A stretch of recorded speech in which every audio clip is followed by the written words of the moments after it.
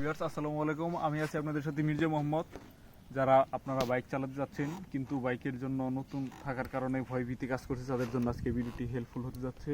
So একটি বাইকে চড়ার জন্য আপনি চালানোর জন্য যেটি করতে হবে সেটি প্রথমে আপনার বাইকের ব্যালেন্স সম্পর্কে জানতে হবে।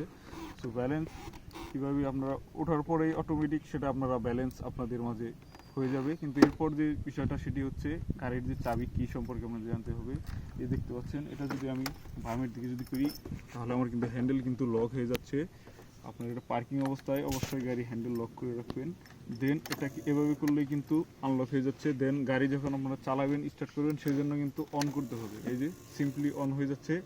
এখন গাড়ির ইঞ্জিন সম্পর্কে আমরা জানি, ইঞ্জিন যদি স্টার্ট দিতে চান তাহলে আপনাদের প্রথমে আসতে হবে ইঞ্জিন কিল সুইচ বা অন অফ সুইচ। এই যে দেখতে পাচ্ছেন এখন আমারটা কিন্তু অফ অবস্থায় আছে। এখন এই যে এটা চালু দিলাম, চালু অবস্থায়। এখন আপনারা কিন্তু এই যে স্টার্টার বাটন বা সেলফের যে পুশ বাটন এটা দিয়ে কিন্তু গাড়ি স্টার্ট করতে পারবেন। এই যে দেখতে পাচ্ছেন কিন্তু গাড়ি স্টার্ট হয়ে গেল। কিন্তু আরেকটা সিস্টেম আছে, এই যে দেখতে পাচ্ছেন আমার এটা কিন্তু কি স্টার্টার নাই, কিন্তু আপনাদের অন্য গাড়িতে কিন্তু কি স্টার্টার থাকবে সেটা প্রেস করেও কিন্তু আপনারা গাড়ি স্টার্ট দিতে পারবেন। যেহেতু নাই ওইটা নিয়ে কথা বললাম না। সো এখন আরেকটা জিনিস সম্পর্কে আপনাকে দেখে দিচ্ছি।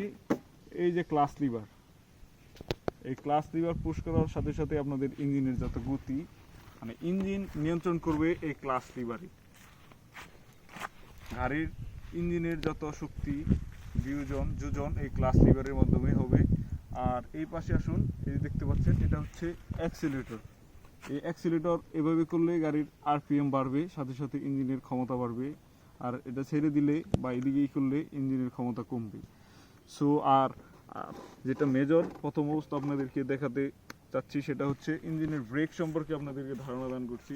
প্রথমে অ্যাজ এ বিগিনার আপনারা যদি গাড়ি চালানো শিখতে চান তাহলে আপনাদেরকে ফুট ব্রেক ব্যবহার করে আপনারা গাড়ি চালাবেন, তাতে আপনাদের ব্যালেন্সটা ভালো পাবেন।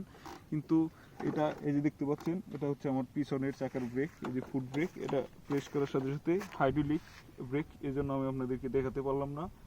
দেন সামনে আসবেন, এটা হচ্ছে হাইড্রোলিক সামনের ব্রেক, আমার মানে সামনের ফ্রন্টের। আপনার অ্যাজ এ বিগিনার এটা আমি দেখাচ্ছি, কিন্তু এটা আপনার প্রথম অবস্থায় এটা আপনারা প্রেস করবেন না। তাতে যদি আপনারা এটা যদি ব্যবহার করেন প্রথম অবস্থায় তাহলে আপনারা কিন্তু ক্ষতিকর পরিবেশে সিস্টেমে বা পড়ে যেতে পারেন চাক্কা স্কেট করে। তো চলুন এখন আমি আপনাদেরকে গাড়ি ও আরেকটা জিনিস ড্যাশবোর্ডে যে দেখতে পাচ্ছেন, আমি ড্যাশবোর্ড সম্পর্কে এত ধারণা দেবো না যেহেতু বিগিনার। আপনার নিউট্রাল যে সুইচ দেখতে পাচ্ছেন আর এই যে দেখতে পাচ্ছেন যে গিয়ার, এই যে দেখেন একে বা নিউট্রাল হচ্ছে, এটা আপনাদেরকে দেখাচ্ছি। এখন গাড়ি যদি আপনার নিউট্রাল অবস্থায় থাকে তাহলে এই এরকম সবুজ বাতি জ্বলবে, আর যদি গিয়ার অবস্থায় থাকে তাহলে আমার যেহেতু ডিজিটাল মিটার আর আপনাদেরটা এটা নাও থাকতে পারে। সো এখন কিন্তু গাড়ি গিয়ার আছে, এটা আপনাদের বুঝতে হবে। দেন এখন গাড়ি আমি স্টার্ট দিচ্ছি, ইঞ্জিন কিল সুইচ অন করার পর দেন গাড়ি আমি স্টার্ট দিচ্ছি।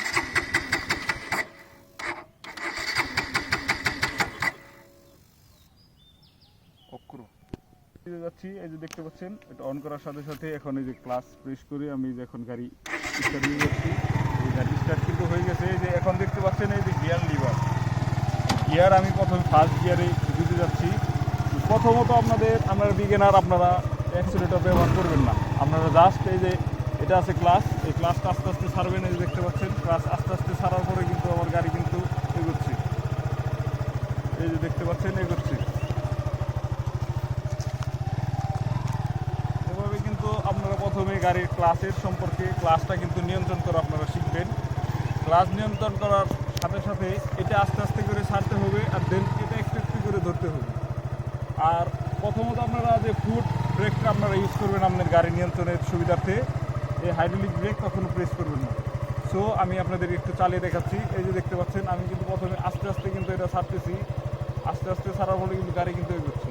কিন্তু আস্তে আস্তে ছাড়ার সাথে সাথে অ্যাক্সিলারেটরটা একটু প্রেস করে নিতে গেলে চালাচ্ছি। দেখতে পাচ্ছেন গাড়ি কিন্তু চলতেছে, এই যে হালকা হালকা হালকা। সো ভিউয়ার্স, এই সামান্য কয়টা জিনিস যদি আপনারা লক্ষ্য করেন তাহলে কিন্তু একটি বাইক প্রপার ওয়েতে আপনারা চালাতে পারবেন। সো আর যে বাইকটিতে যে জিনিস আপনাদেরকে খেয়াল করতে হবে আছে সেটা হচ্ছে গিয়ার শিফটিং।